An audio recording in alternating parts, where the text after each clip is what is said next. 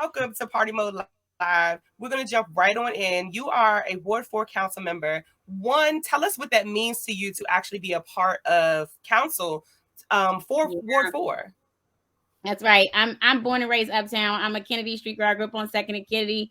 So shout out to the entire KDY.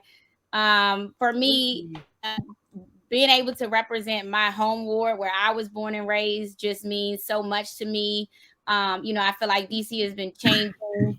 And as DC changes, we got to have people representing us that represents real DC, Black DC, Native DC, Go-Go DC, Chuck Brown DC, Backyard DC. And so for me, it means everything to just be able to represent my hometown, my home ward, and really give back to the people who raised me. When I think about like Emory, I spent so much time up Emory as a child. And everybody who poured into my life, my grandma said, look, you got to lift as you climb and don't ever forget where you came from. So that's what I've done. I never forgot where I came from, and I'm back here to fight for young people like myself to be able to have a future in this city, and to make sure that we have a place in this city. And so to do what you're doing, you actually have to have some type of love for the people, Yeah. but actually doing it for your own people, not just Black people, but this is where you're from, this is where you grew up, this is where you're born and raised. Like, how much does that mean to you? Yeah, I mean, it is an honor. It is it feels like this is what my ancestors wanted me to do, right? When my grandma preached to me, on our block, everybody raised us. Miss Am, made sure I had food, made sure, when I was going to college, I had stuff to go, and I think about Miss Wallace next door. My mom was a postal worker. She'd be working nights. My community, like my block, took care of us. It really was a time where it took a village to raise a child. And, this is about more than just me. It's about a village, and we gotta, each one teach. For me, it's an honor to be able to give back to the community that gave to me and to keep the generations of this going. To be able to make sure other young people have the opportunities, the educational opportunities, be able to, buy a house in this city, to be able to live in this city, to be able to start a business in this city, to run a podcast and a radio show in this city and for our city. And so, it's an honor. It's an honor. I take it as a blessing every single day, and I really give my all and my heart to this. We work late nights, late days. I tell people, like, I feel like God put me on this path, on this mission, on this purpose. So, I don't get tired the way other people get tired. Every day I wake up thinking about how can I help my community be better, and how can I help our young people see a future in this city, and a future outside of all the negative stuff we hear, but to uplift and show our young people we love them, we're going to support them, and we want to see them succeed as well.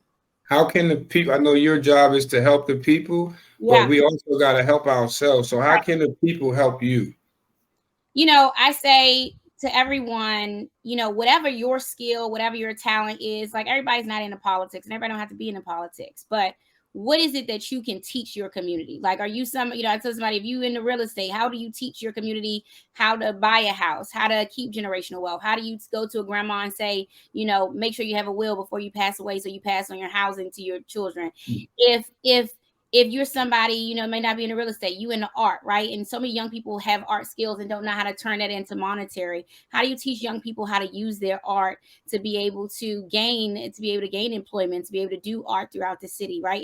It's really about what is your natural talent that God has gifted with you, and how can you share that gift to our young people to help them choose a different path that may be similar. If you got a DJ booth, and so many kids want to do that type of work, want to be in a studio, open your studio. Young kids can't afford studio time like older people can. If you got a studio, give them 3 hours in the studio, let them get that energy out, on the mic, right? So I say the way that people can help is by using your natural gifts and talents and everything you've learned, and reaching out and touching our community in that way, whatever your heart gives, do that. But also pay attention, though, right? Because election time comes, everybody's like, oh, everything gonna be all right, it's gonna be okay, but it's not. Our city is growing differently and more, and it is more diverse, and if we don't have people who are on the council, in our school board, on doing the work in the community, our ANC commissioners, then we're gonna not see ourselves in the work that's happening and not be able to do that. So, my other thing is pay attention, show up to the meetings, show up and be willing to be in leadership roles.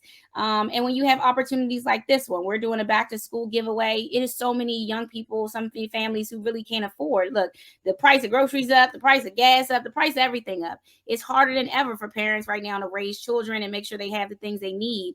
So that's why we're doing this giveaway, right? Free backpacks, books, school supplies to any families that need them. If you have the ability to do that, to give back to your community and show for somebody, like that's what we need. That's what we need. We need more people showing up and reaching out and not being afraid. You walk down the street, new neighbors, sometimes they don't speak. I have to go up to everybody's door. Hi, how are you? How you doing? What's your name? Okay, what you do? Like, okay, great. Well, let's connect. How do we connect?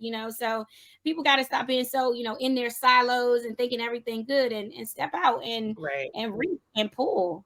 And talk to not only our young people but also our seniors. You know how many seniors I know who, I go knock on their door, I go in their kitchen sometimes and they don't got nothing in the refrigerator.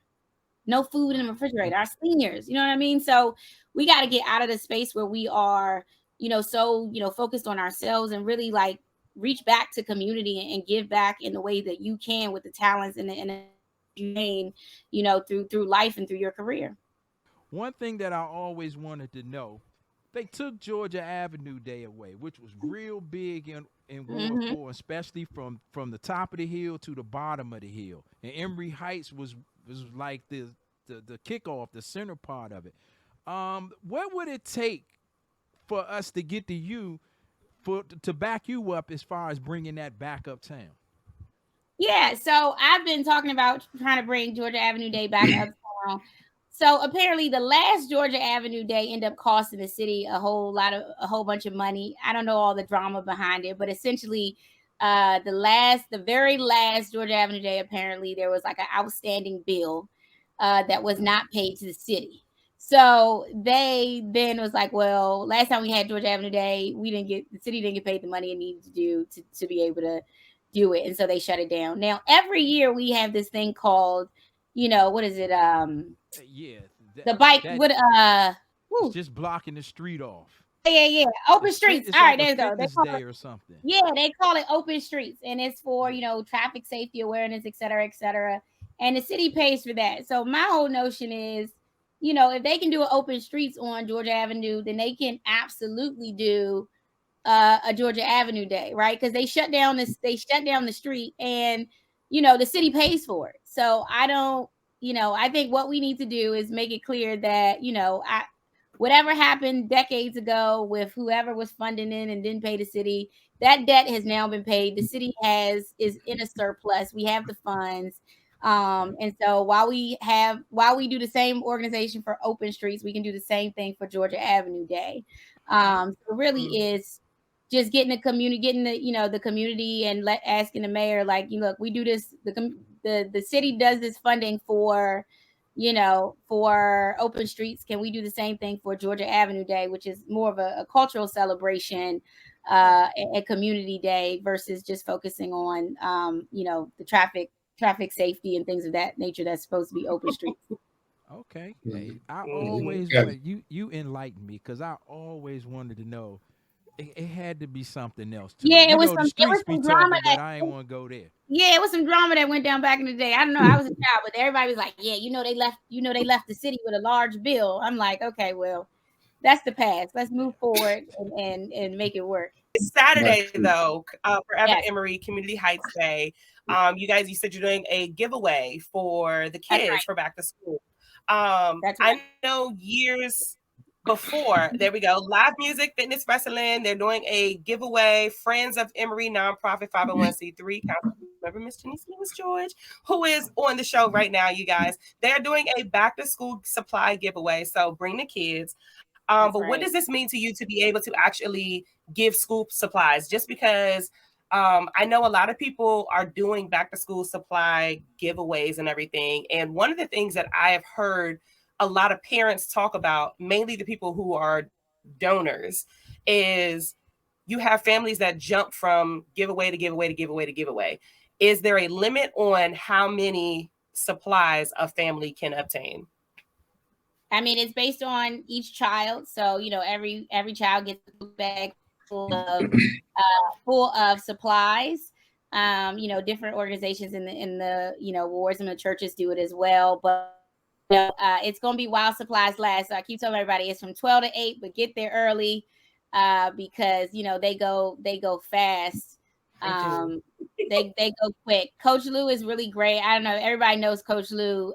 So we're proud to be partnering with Coach Lou, who does an amazing job mentoring and our young people and building relationships. He coaches the football team, you know, all of those things. So Coach Lou always has a number of backpacks. Then our team, we bring in school supplies. So we're partnered with everybody. Brett and Tiffany Green from Walmart we're throwing in. Safeway has thrown in. So we're hoping to have a lot of supplies. We got some amazing partners coming together to put these together. So, but it is as supply while supplies last. So get there early, please, on Saturday, starting at 12 o'clock. It's Janeese Lewis George, Ward 4 council member, and you are tuned in to Party Mode, the party before the party. Yes. Okay, Wednesday. Let's get it. Let's get it. Let's get it.